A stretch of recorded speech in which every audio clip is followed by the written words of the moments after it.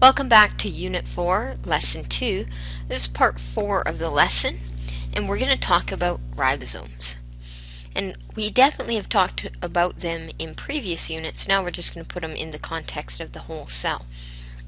And honestly, this picture shows ribosomes, but the picture isn't fully to scale. And ribosomes are actually so small we probably wouldn't even be able to see them. But they're these little dots. The ones that aren't attached to anything are called free ribosomes. And then the ones that are attached to the ER are exactly what I just said, attached ribosomes.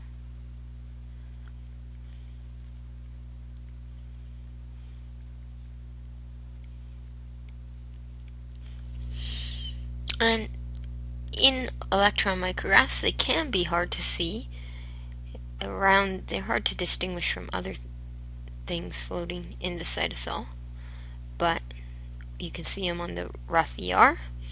And if you magnify even further, you remember me telling you about polyribosomes? This is a picture of a polyribosome. Okay. So going through the middle of this polyribosome would be your mRNA.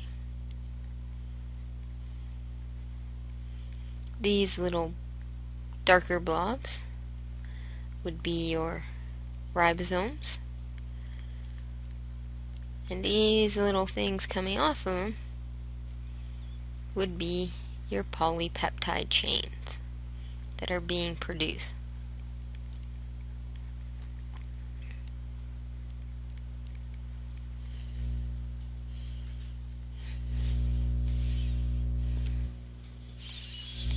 So structurally,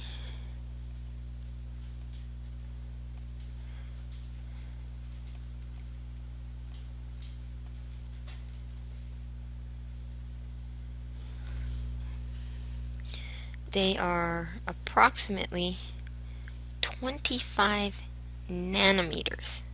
Not micrometers, nanometers. That's 1,000 times smaller than a micrometer in size. They are overall the tiniest organelle we're going to discuss. And they're also the only non-membrane bound organelle we're going to discuss. And not coincidentally,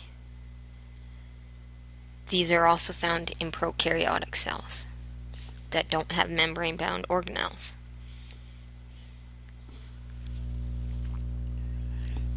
And if you recall, they are made where in the cell?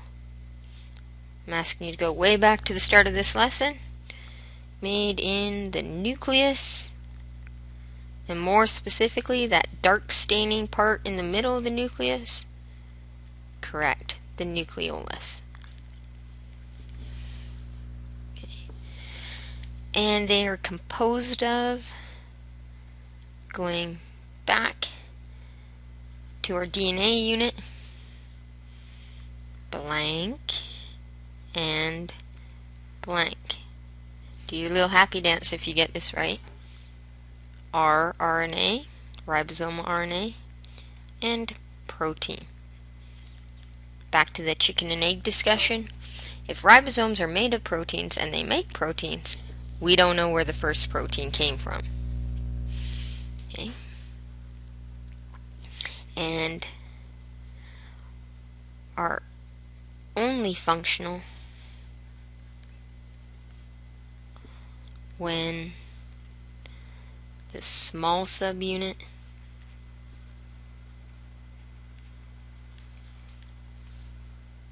is bound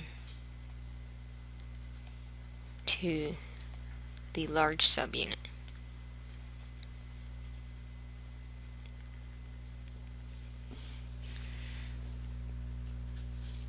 And as mentioned above, can be free in cytosol or attached to rough ER, giving the rough ER its name.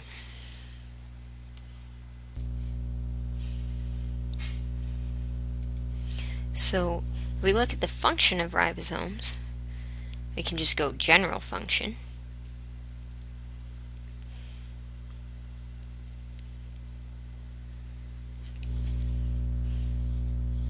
They assist in translation to build proteins. We can look a little more detail. They catalyze formation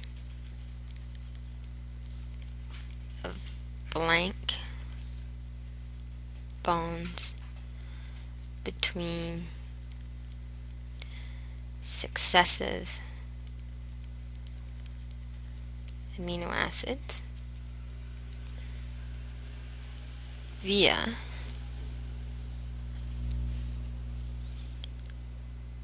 a blank reaction. What are the two blanks? That's correct, peptide. And you're getting really good at this one. Via a dehydration synthesis reaction. And if you just said dehydration, that's okay. And if we want to be more specific, we have free ribosomes,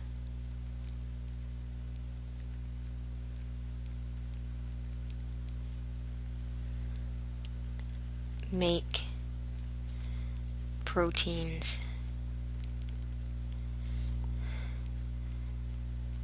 that are destined to work in the cytosol, whereas attached ribosomes think about what they're attached to. Make proteins destined for the ER and ultimately for, okay, this is the third time we're going to look at this, so you should be getting good at it.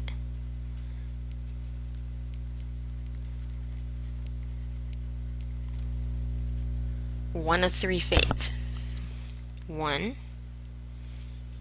a particular organelle.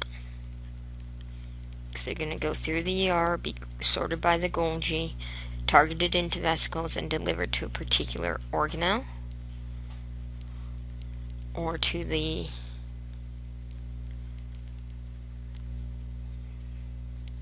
give you a second, plasma membrane, or for what's our last option if we're going to go through the ER. That's right, for secretion beyond the cell.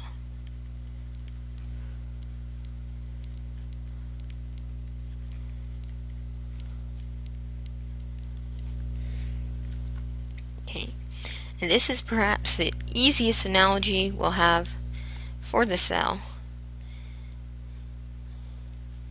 If the cell is like a car factory, the whole purpose is to make cars, just like our cell's general purpose is to make proteins that help it function. If the cell is like a car factory, then ribosomes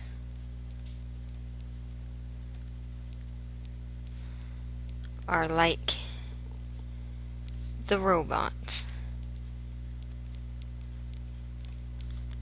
on the assembly line. Yes, there are some humans today, but mostly robots.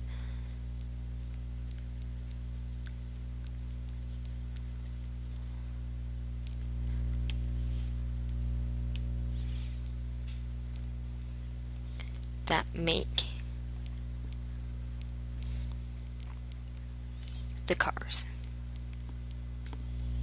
Okay, so those are ribosomes. A lot of review or tie-in with previous units, and you should be getting pretty comfortable with your function of a ribosome. Just remember though, it's the smallest organelle that we talk about within the cell.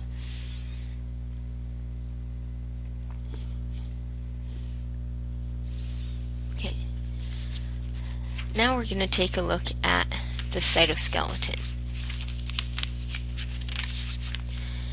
This one's a little more challenging to show you where it is in the cell. This picture doesn't exactly do a stellar job of it. It kind of implies it has some different things here. It has these things and these things, and they're meant to represent the cytoskeleton. But really, the cytoskeleton is much more complex than that. So this picture gives you a better idea. You have the green being part of the cytoskeleton through here. You have the purple being another part, and over here the blue representing another part of the cytoskeleton. Okay, and it really weaves its way throughout the entire cell's cytoplasm. Okay, and this one, there's three main types, and they're described based on their structure and their function. So we're not really going to divide this one so much into structure and function. We'll sort of talk about both as we go. So the cytoskeleton is found in networks throughout the cell,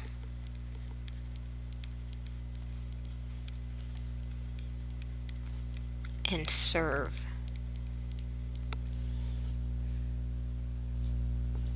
we should say and serves a variety of functions.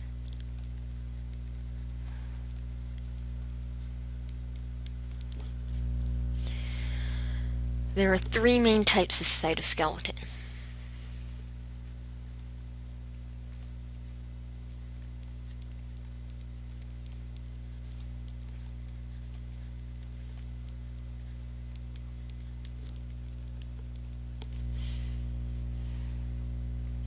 Okay. First type, we'll go from biggest to smallest, are microtubules.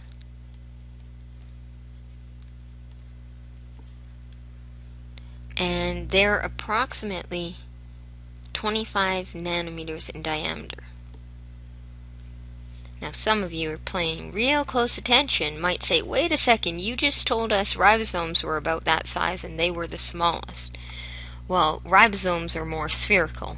Microtubules, although they're only 25 nanometers in diameter, can stretch from one side of the cell to the other, so they can be very long. They are what we consider dynamic, meaning they can constantly change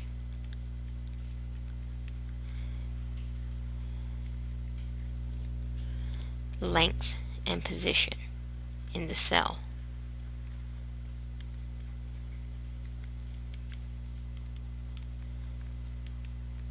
In response to cellular cues.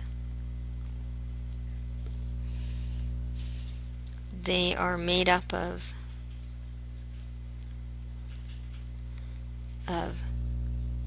alpha and beta tubulin dimers. And tubulin is just a type of protein. You have the alpha form and the beta form, and they come together to make dimers, which then come further together, form rods, which in turn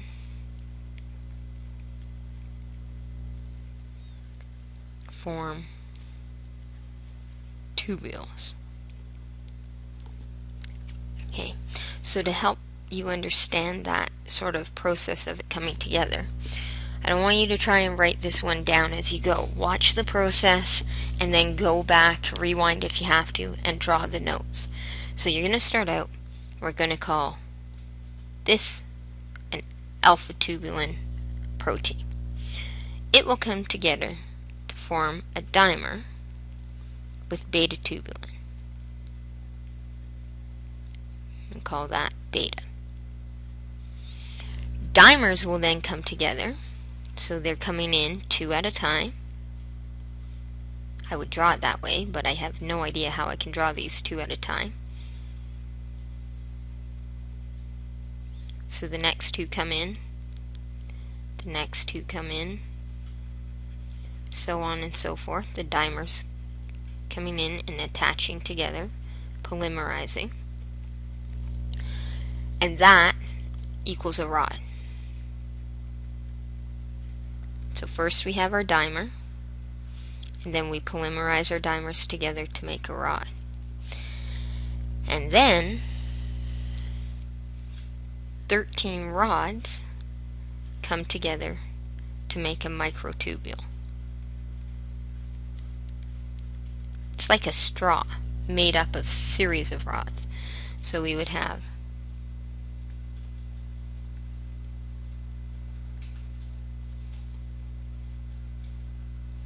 your first rod,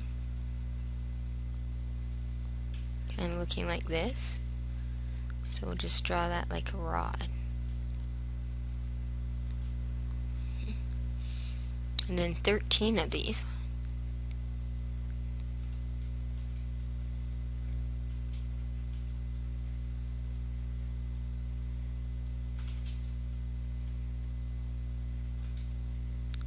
Of them would come together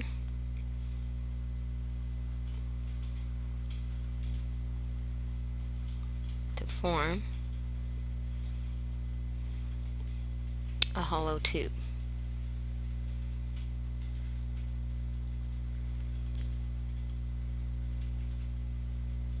Known as the microtubule.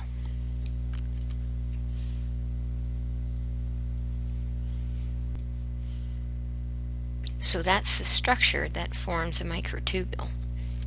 Down here we'll do microtubule functions.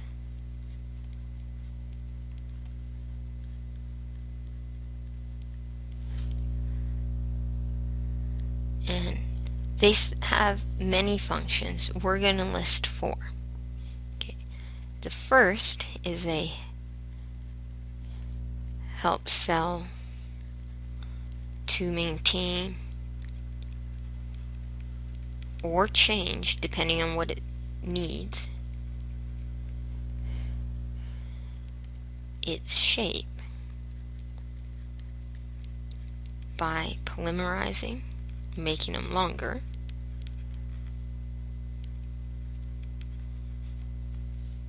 or depolymerizing, making them shorter.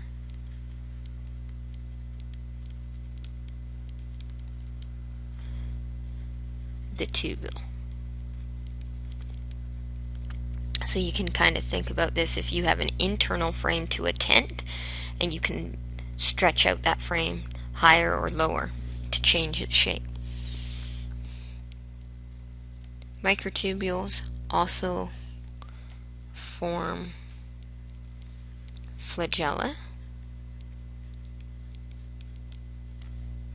So like the little tails on sperm.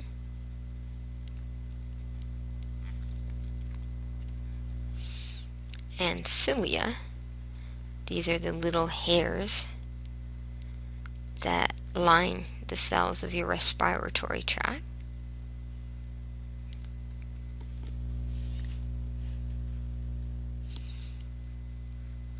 That help cells to move themselves, in the case of the flagella, or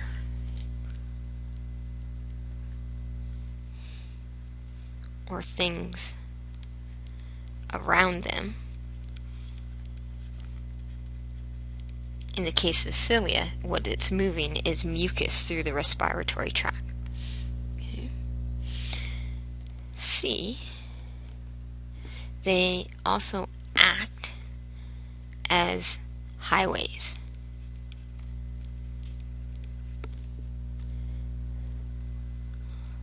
Along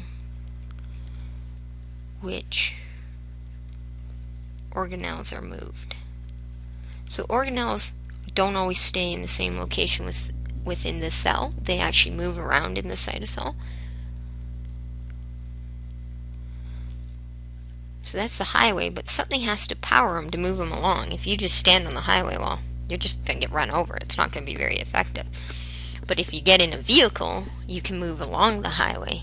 That's a much safer and effective option. So they act as organelles which are moved via these really cool things called motor proteins. And in this case, different types of roads get different type of motor proteins. Just like you should not see a scooter running down Highway 97. Don't tell me you've seen it, because I have too, but it shouldn't be there. You have different types of motor proteins that are allowed to go on different types of cytoskeleton in your body. And for microtubules, it is two of them, or the two main ones, kinesin and dynein. Dynein motor proteins. And the way I remember, this is the one that goes with microtubules. I must watch too much TV. KD. Microtubule, kinesin, dynein. Okay? And D, we're just going to mention here because we're actually going to take a closer look at these because they're considered organelles, but they're made up of another organelle. So microtubules also form centrioles. And for now, I'm just going to say refer to centriole section.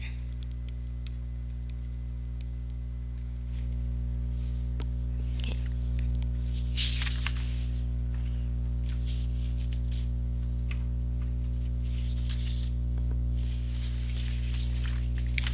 So that's the first type of cytoskeleton. The second type are called intermediate filaments. And I told you we're going to start from biggest to smallest. Intermediate means middle, and they are the medium size. If you go back up to your picture at the top, you can see they show, and we're referring diameter wise, that microtubules are 25 nanometers, largest diameter, whereas intermediate are about 8 to 12 nanometers in diameter.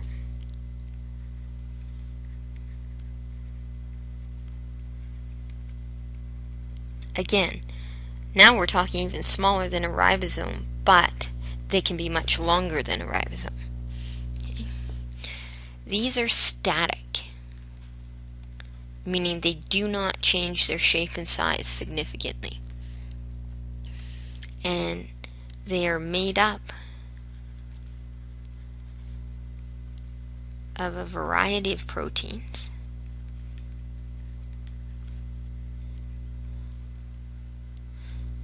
I should say of different proteins.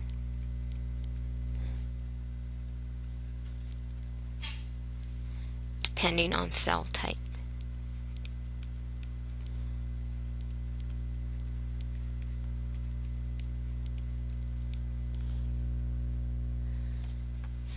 And the proteins weave together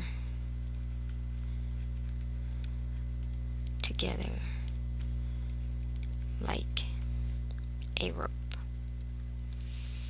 And we don't know as much about intermediate filaments as we do microtubules and the other type, which we'll talk about, actin, because microtubules and actin are pretty much the same in every cell type, but intermediate filaments change from one type of cell to another type of cell. So they have a consistent structure but different protein makeup. So when I say interwoven like a rope, they kind of go, you'll have a piece like this that might be woven together proteins, and then we'll use lots of colors here. You might have another piece like this that's woven together, and then another piece like this,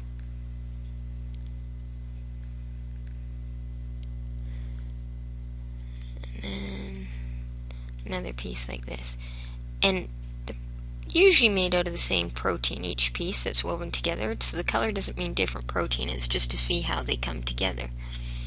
So when they come together,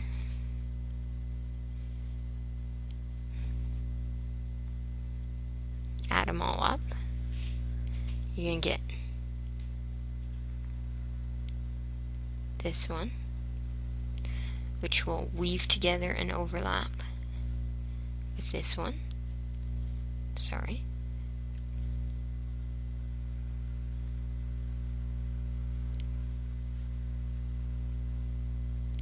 Which will weave together and overlap with the next one.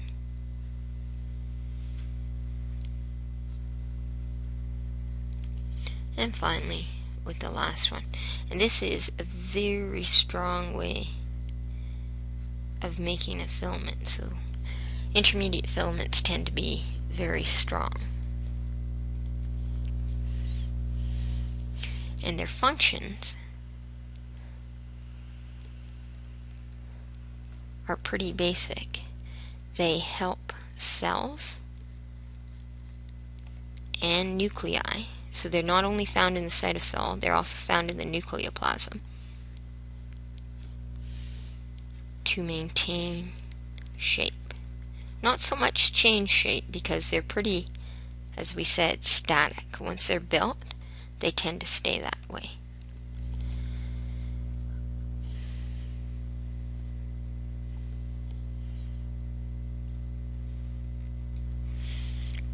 And finally, our third type of cytoskeleton is called actin filaments. And these are the smallest by diameter, approximately 7 nanometers in diameter.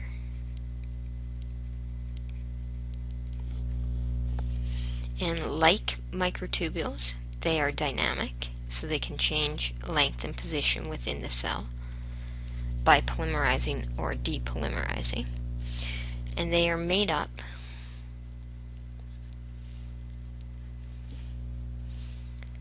of 2 chains of actin monomers. So actin is just another protein type.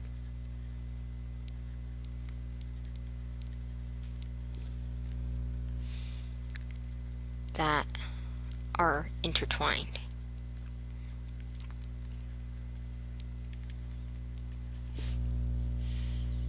So if you had one chain of actin, and they should be shown all attached.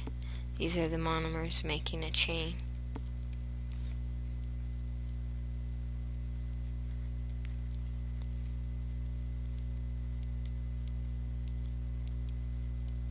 Then the second chain, and it's still made up of actin. I'm just going to slightly change the color so we can see. Actually, I won't slightly change it, I'll drastically change it. Still made up of actin, but it's going to intertwine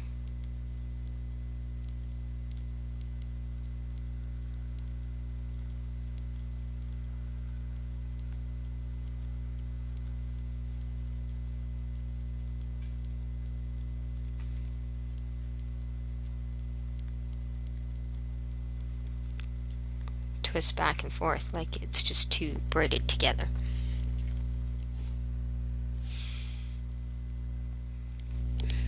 And similar to microtubules, and probably reflective of their dynamic ability, they can perform many functions,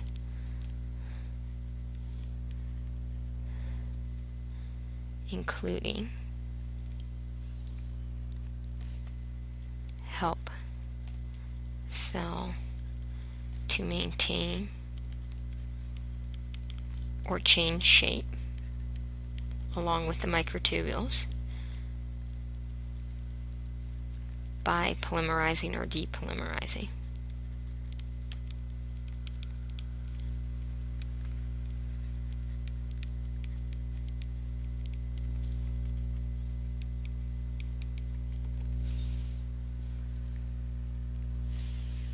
They can form these cool little things called pseudopods. Pseudo means false. Pods refer to appendages. Think about arthropods, which means jointed foot or appendages. They make these like false feet. They don't look like feet, they look like little protrusions out of the cell, which help cell move.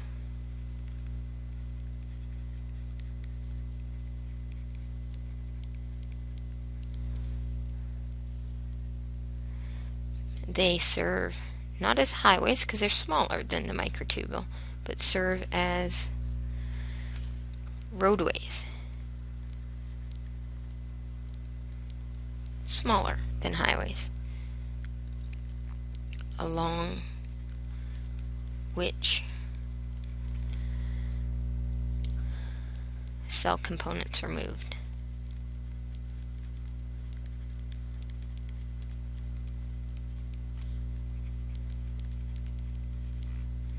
Via the myosin motor protein. So different motors, remember, belong to the different roadways. KD was for microtubules, my KD. This one, I remember AM for actin myosin.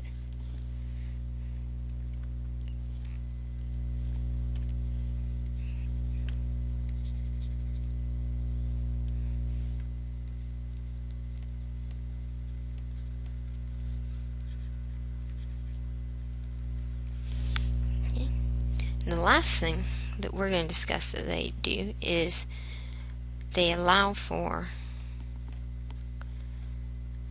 muscle contraction.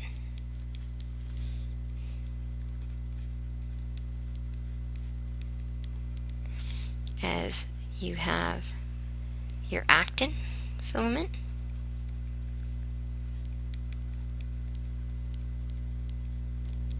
and you'll have another actin filament, and then you have your myosin motor, and this motor can actually move and pull the fiber in a particular direction, and that will motor moves, fibers shorten, and that equals contraction.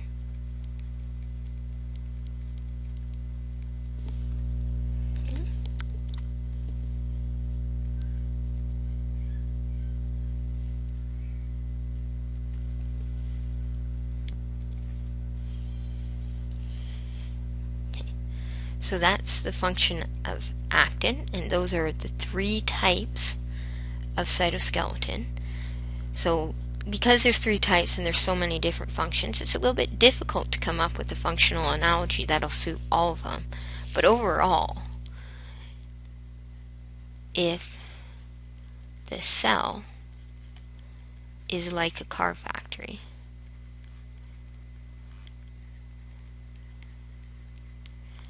then microtubules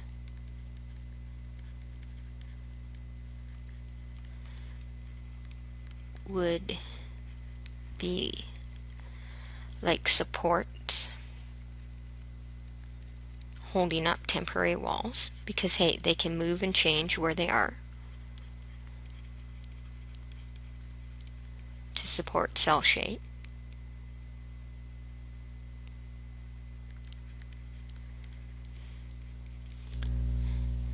And things like catwalks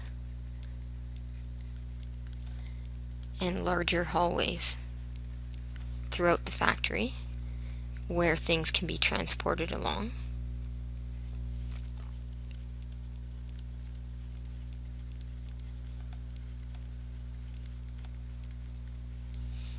Where as the intermediate filaments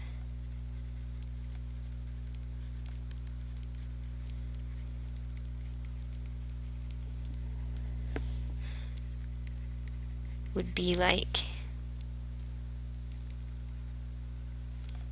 the steel studs, more permanent, framing the building.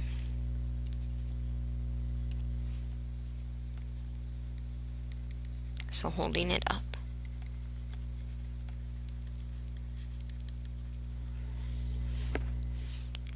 And actin filaments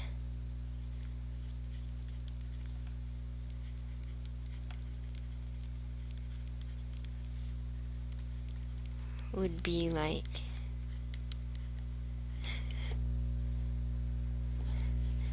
smaller hallways.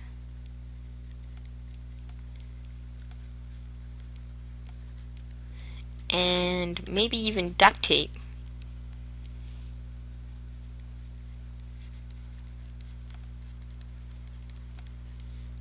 holding things together temporarily.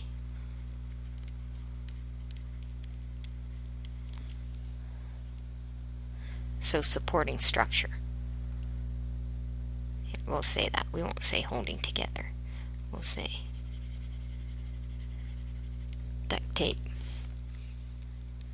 temporarily supporting structure.